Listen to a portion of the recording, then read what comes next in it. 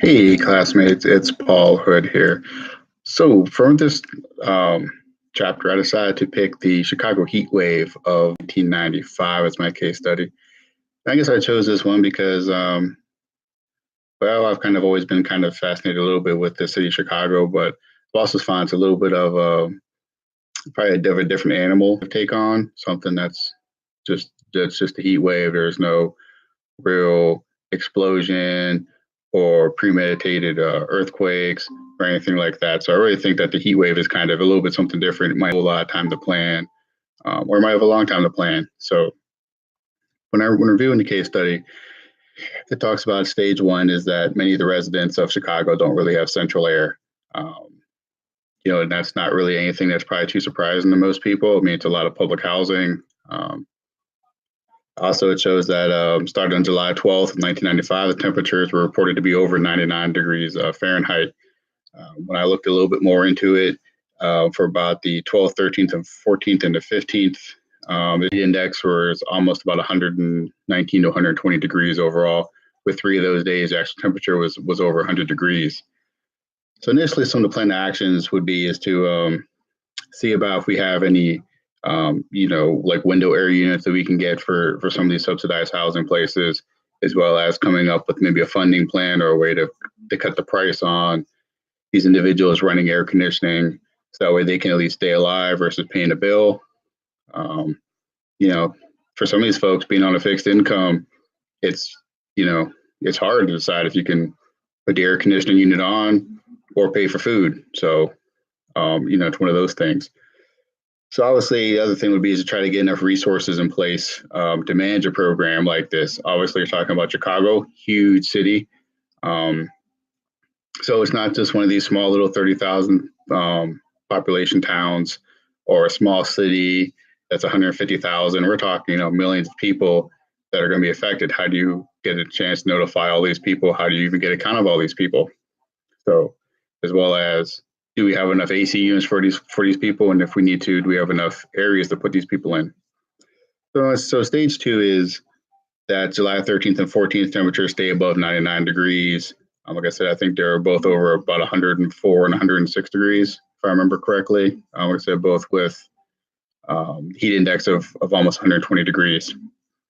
So not just the air conditioning now, but now there's some things to worry about, like water, food for these folks. And with millions of people, how much water do you need? It's not just like you go to Lowe's and you order a couple pallets of water. I mean, this is stuff you got to get shipped in by the truckload multiple times over and over again. And that's, since some of the stuff is just hard to get or to stockpile beforehand. So some of the things they mentioned that they would consider opening up cooling centers, which is something that we do nowadays, as well as watering stations and areas like that, which are all great ideas. But the other thing to consider is, how do we get people there? How do we make sure we have enough staff for those places? Because obviously you're talking about millions of people. You have to have more than one or two cooling stations, more than one or two watering stations open throughout the city. We're talking about also like the elderly that are in the public high rises. How are you going to shuttle them back and forth? How are you even going to account for them? So obviously the big thing is to get the word out about where these locations are, what their hours are, how to contact them, things like that. But one of the big things that came out about it was a phrase that they kind of came about with, was just check on your neighbor. Because of, obviously, if you have this many people, the easiest way to do is just have your neighbors check on each other. That way you don't have to worry about the Department of Aging come out, the Department of Health come out, so those people are going to be taxed. So just pretty much just check on your neighbors. Also, the big thing to do is also just time to reach out to your nonprofits, like, Red Cross, a couple other places, either just help A, try to get some funding, maybe B, try to get the resources, the extra manpower that you need to help run these cooling centers, as well as the water stations, and also just to rotate people. I mean, if you have 40 people in your Department of Health over 3 or 4 days, those people are going to get tired, wore out, so you got to have these people in here to recycle them through. There's also these nonprofit organizations or these other departments within the city can help identify those most likely to be in need, which are the elderly and the young. So most of the elderly people are on some form of Social Security or something. So it's easy to track kind of those ones. maybe down a little, but if they don't get Social Security or they live off the grid or, things like that, you might not be able to find these people. But overall, it resulted in about 485 deaths directly. And then overall, indirectly, the death toll is supposedly somewhere around about 733 indirectly from the temperatures. I did find a cool video that I decided to upload from the news. It says this is the 20-year anniversary of it.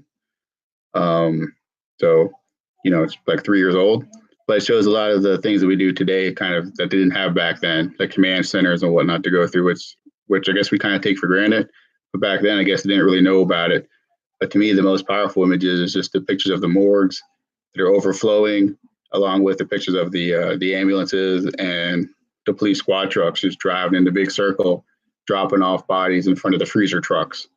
I don't know how you kind of put a title on that image, but to me that's just a serious, deep image right there. So I hope you guys enjoy. Thank you very much.